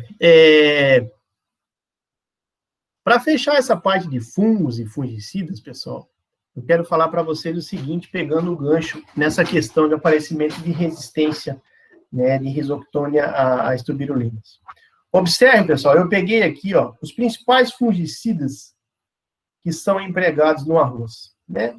Alternia, Prost, até o Tilt. Observe o grupo químico que esses produtos pertencem, né? Ou eles são triazóis, ou são triazóis com estrubirulina, na sua grande maioria. Nós temos aqui o BIM, que é o único diferente, que é um benzotiazol. E só para vocês terem uma ideia, pessoal, as estrubirulinas, elas têm um alto risco do aparecimento de isolados de fungo resistente a esse grupo de fungicidas, tá? Os triazóis, um risco moderado, né? Os inibidores da biossíntese de melanina, no caso o BIM, o benzotiazol, o risco é baixo. Mas observe, então, que a grande maioria dos fungicidas empregados na cultura do arroz ou tem um risco alto ou um risco moderado. Então, pessoal, esse uso intensivo de triazóis com estrubirulinas realmente, futuramente, se já não existe resistência, nós vamos deparar aí com isolados fúngicos resistentes a esses fungicidas em arroz. A exemplo que nós temos em soja, onde a ferrugem, né, a Phacopsora, aí tem resistência a até 3 mecanismos diferentes, tá?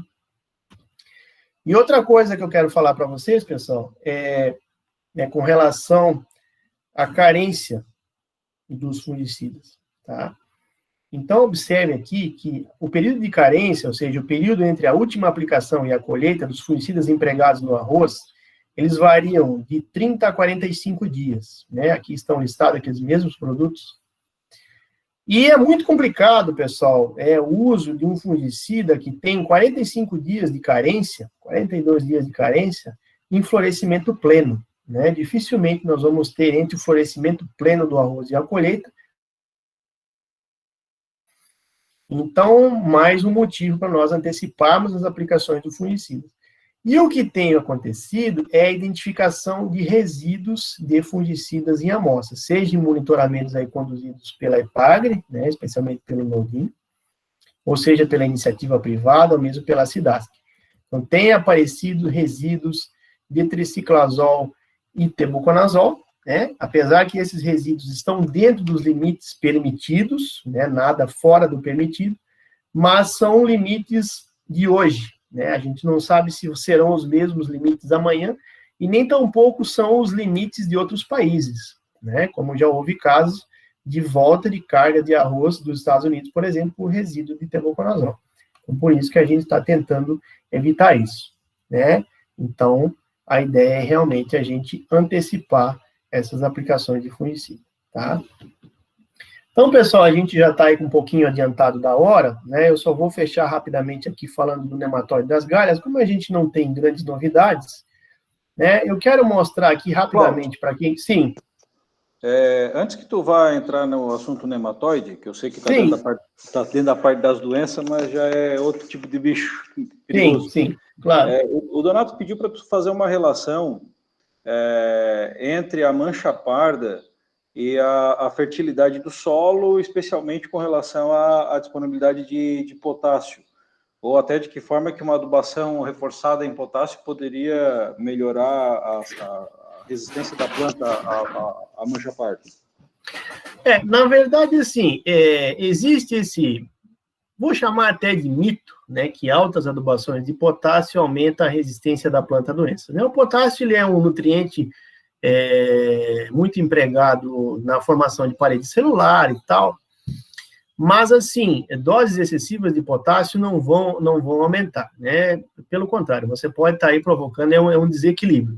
Agora, a falta de potássio, sim, a falta de potássio, ele normalmente implica em maiores incidências, especialmente de mancha parda. Então, a ideia realmente é que se faça uma suplementação aí dos 3 macro, né, NPK, de forma equilibrada, sem exageros no potássio, tá?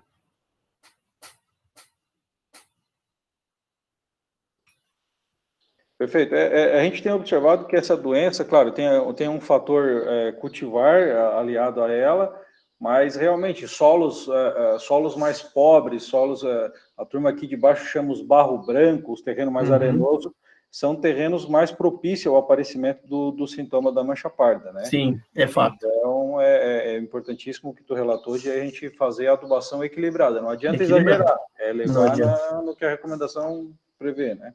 Exatamente, a boa e velha análise de solo. Perfeito. Então, sigamos. Então, pessoal, para a gente conseguir ficar no tempo aqui que foi preconizado pela organização do nosso seminário, a gente vai falar rapidamente aqui sobre o nematóide das galhas, né, que é um problema também comum, especialmente na região sul do estado, né?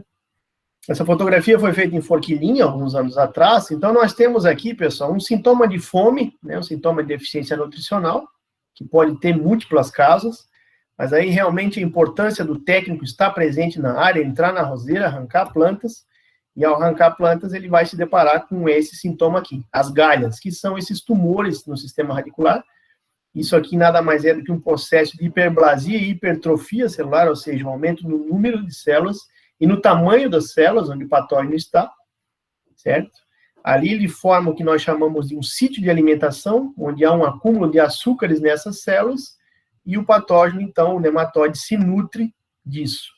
Então, por que ele causa esse sintoma? Porque ele está competindo com nutrientes com a planta e está prejudicando a morfologia, a fisiologia dessa raiz, diminuindo a sua capacidade de absorção de nutrientes, o que gera esse quadro de deficiência nutricional, aparente deficiência nutricional, né?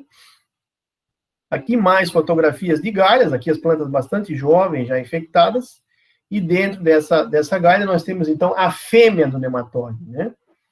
Então, o macho, ele fica em vida livre no solo, e a fêmea, então, ela acaba colonizando, se desenvolvendo. Essa aqui já é uma fêmea com ovos, né? Pelo formato dela, ela produz cerca de 500 ovos e faz a ovoposição no sistema radicular, tá? O manejo do nematóide, né? É muito importante esse manejo na entre-safra que nós mencionamos, a eliminação de plantas na entre-safra. O nematóide, ele completa o ciclo dele em 28 dias ao redor, tá? Então, é importante que por pelo menos um mês nós deixemos essas áreas sem plantas, inclusive plantas daninhas, seja por dessecação, revolvimento, tá? Ah, Cláudio, mais um mês sem plantas, eu vou acabar com o nematóide? Não, você não vai. Ele vai estar sobrevivendo, por exemplo, na forma de ovos, etc.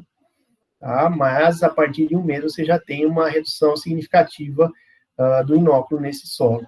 A adubação orgânica é fundamental, né? O nematóide está sendo um problema porque houve um desequilíbrio na população microbiana do solo. Então, uma vez que nós coloquemos adubo orgânico no solo, nós estamos aí induzindo o desenvolvimento de outras espécies microbianas, muitas delas, inclusive, que predam o nematóide. Tá? Então, é fundamental. Na semeadura, pessoal, é primordial a questão da água. Né? Como eu já falei, o nematóide ele infecta as raízes do arroz em solo drenado. Então, na medida do possível, em áreas com histórico do nematóide, deve-se fazer a semeadura e manter essa lâmina d'água por o maior período possível do ciclo do arroz. Sempre que se fizer uma drenagem da área, você está ali dando condições para essas plantas serem infectadas. Semeaduras mais tarde, né? Se você tem muito inóculo na área, você semeia cedo, essa planta demora para emitir raízes, as poucas raízes que foram emitidas acabam sendo colonizadas pelo nematóide e o sintoma acaba se evidenciando. Semeando-se um pouco mais tarde, a planta tem um arranque inicial maior, emite mais raiz e consegue se desenvolver normalmente, mesmo que uma ou outra galha acabe aparecendo no sistema radicular. Tá? Controle químico, no momento não há, nós ficamos muitos anos fazendo uso do Furadan, que saiu do mercado. Agora entraram no mercado alguns produtos biológicos, né? Nós fizemos alguns ensaios preliminares aí com Nemat, Ecotric e Quartz, mas, infelizmente, nos nossos ensaios, eles não foram eficazes, tá? A gente precisa repetir isso, conduzir esses experimentos de uma outra forma, por um período maior, mas, em momento, estamos sem mão de obra para isso, tá? Mas os resultados que nós obtivemos não são promissores. E, a título de informação, além do meloidóide graminícola, foi identificado em Santa Catarina, pelo grupo da doutora Regina Carneiro, uma nova espécie de meloidógeno, que é o meloidógeno oriza. Em termos práticos, não muda nada, as recomendações de manejo são as mesmas, mas para que o nosso público técnico saiba que, além do meloidógeno graminícola, nós temos em Santa Catarina meloidógeno oriza, tá? E para finalizar, pessoal, quero dizer para vocês o seguinte, nós recebemos todos os anos amostras para diagnóstico, tá? Fazemos questão de receber essas amostras, mas é importante, pessoal, a qualidade dessas amostras, né? Muitas vezes você tem uma planta com sintomas que iniciam lá nas raízes, mas o indivíduo que enviou, ele coletou um pedaço de uma folha seca e mandou para nós analisarmos. Realmente se torna muito complicado uma análise dessa. Então, o técnico precisa coletar informações da área, da época de semeadura, as condições climáticas, o que foi aplicado, né? Ter certeza que não se deixou de falar nada aí nesse relatório.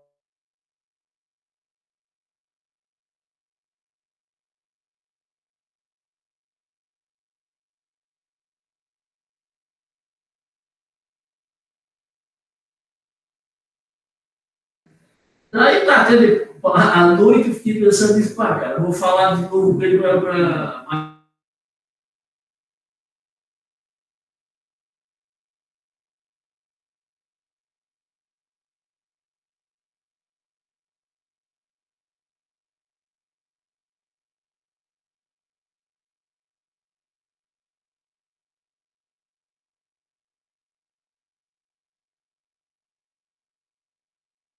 eu acho que dava valor, né? Foi o que eu soube daqui que a gente tinha conversado, tá?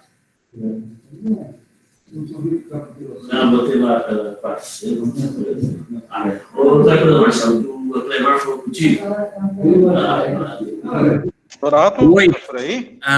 Sim, vamos manter aí um pouquinho, pessoal. Deve ter dado um problema lá com ele de novo, mas logo já vai.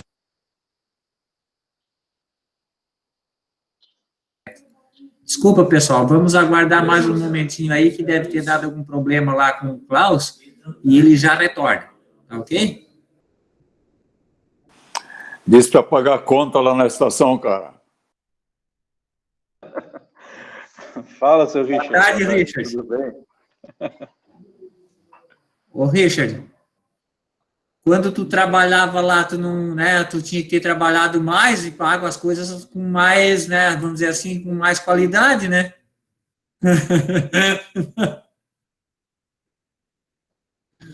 Só brincadeira. Vamos dar uma guardada que o doutor Cláudio já deve estar voltando. Alô? Tá me ouvindo aí? Alô, alô? Donato? Agora sim, Cláudio. Agora sim, Cláudio. Caiu? Em que momento caiu, Donato? Não, é pouca coisa. Pode continuar dando tá bem. Nós estávamos falando do nematóide, da nova espécie detectada em Santa Catarina e tal, né? Era isso aí, daí para frente. Não, na verdade, eu teria um último slide que eu falei sobre a questão do envio, né? Do envio de amostras aí para análise. Então, a gente pede a atenção dos colegas aí no momento que amostras sejam enviadas para nós, porque muito frequentemente chegam para nós apenas partes de planta, né? O indivíduo tem aí um problema radicular que culmina lá em cima, na extremidade da planta, e nós recebendo apenas essa folha seca, fica muito difícil se fazer o diagnóstico. Então, em se deparando com uma condição aí que seja necessária a nossa intervenção, que se colete uma planta com solo, uma planta verde, início de sintoma, e se envie para nós para que isso chegue rapidamente. Né? Muito frequentemente nós temos recebido aí material seco, colonizado por fungo, porque ficou muito tempo em transporte, o que torna muito difícil o nosso trabalho. Tá? Então, seria esse o meu último slide de encerramento. Eu peço desculpas aí por essas interrupções que nós tivemos por conta do sinal e do computador, mas eu quero acreditar que conseguimos aí passar boa parte do nosso recado.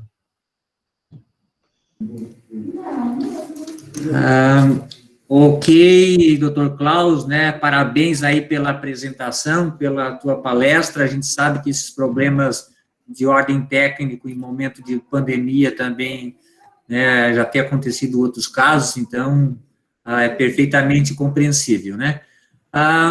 Eu gostaria de lembrar o pessoal aí, enquanto o Klaus dá uma folguinha aí, lembrar o pessoal que não preencheu ainda aquele link aí, né, aquele formulário no link que o Douglas apresentou, que fizesse o preenchimento. A gente já chegou a estar mais de 60 pessoas, né, nessa live, e 20 e poucos apenas tinham feito o preenchimento, tá?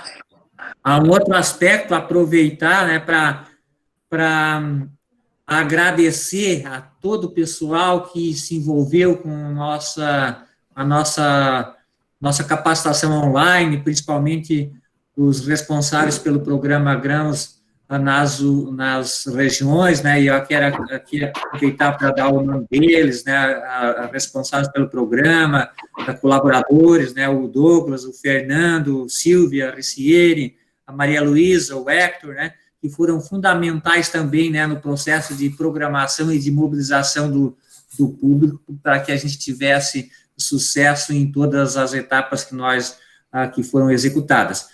E também, né, de forma muito especial, agradecer os nossos instrutores, né, que são os nossos pesquisadores da Estação Experimental de Itajaí, que que sempre estiveram muito presentes e muito pronto, né, para colaborar conosco na capacitação técnica e também dos próprios agricultores. Então, nosso muito obrigado a esse pessoal aí, tá?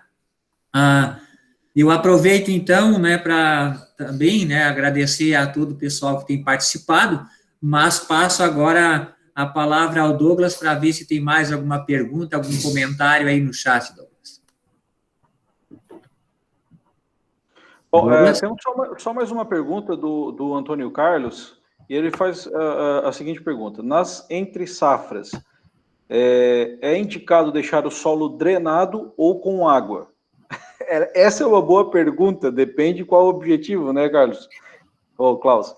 Exatamente. Depende qual o objetivo e depende em qual situação, né?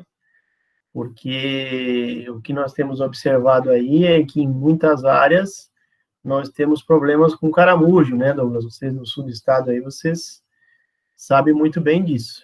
Então, manter os quadros aí com água tem esse risco, entendeu? Então, prioritariamente, a gente está optando por uma recomendação de áreas drenadas. Perfeito, é isso aí mesmo, Klaus. A não ser no caso do manejo do nematóide, que daí seria interessante manter um período de água durante aí algum tempo, durante a entre-safra, e depois voltar a drenar, é isso, né? Seria interessante, mas na verdade o manejo do nematóide consiste em você não ter hospedeiros.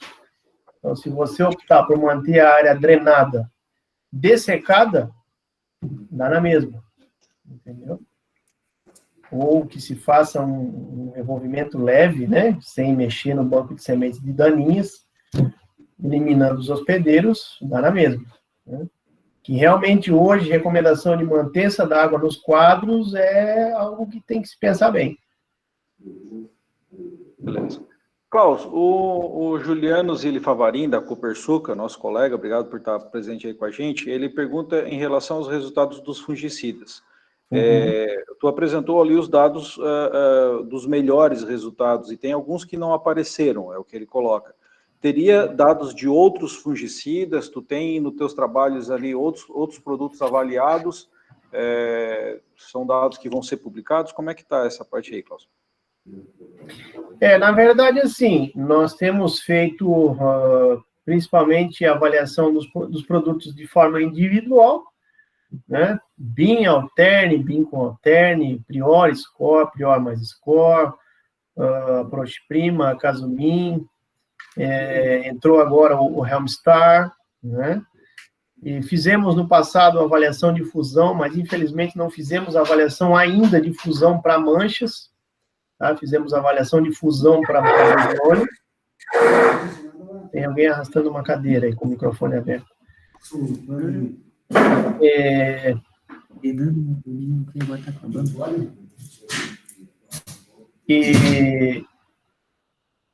Então, seriam esses, né? A gente tinha previsto para essa próxima safra uma nova leva de produtos aí, mas, infelizmente, por contenção, a gente fez uma reunião, nós reduzimos nossos experimentos aí na ordem de 50%, por falta de pessoal, e, inclusive, esse experimento envolvendo novos fungicidas, ele está suspenso, infelizmente.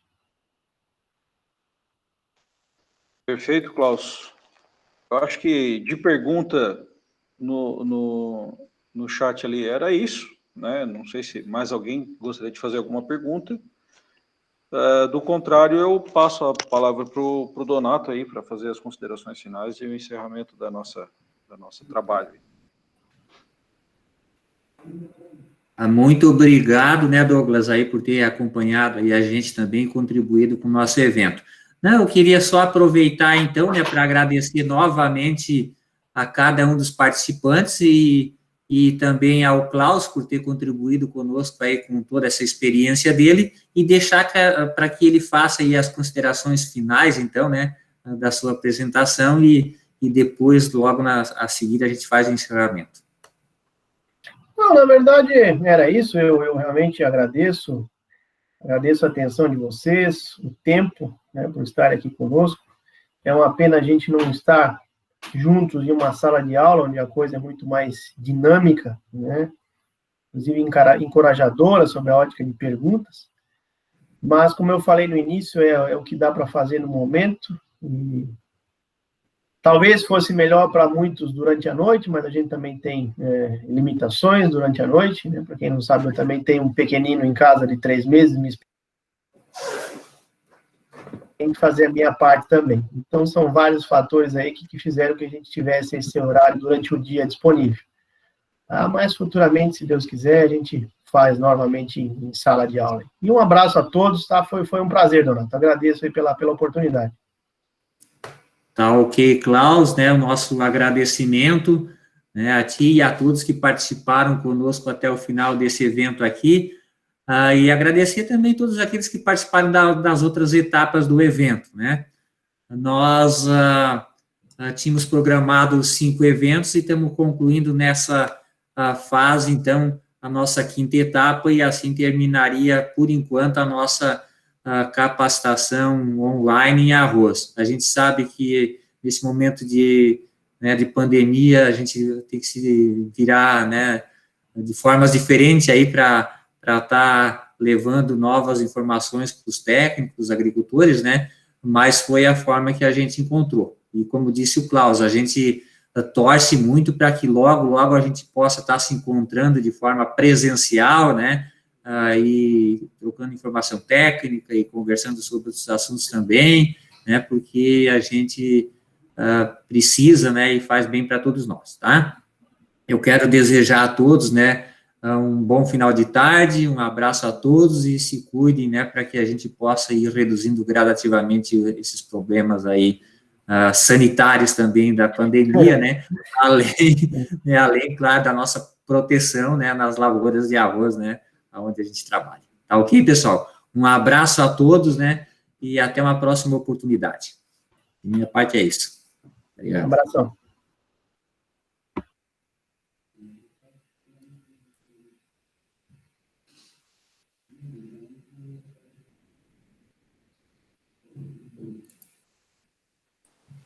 Por que a fotografia do Alex aparece sempre?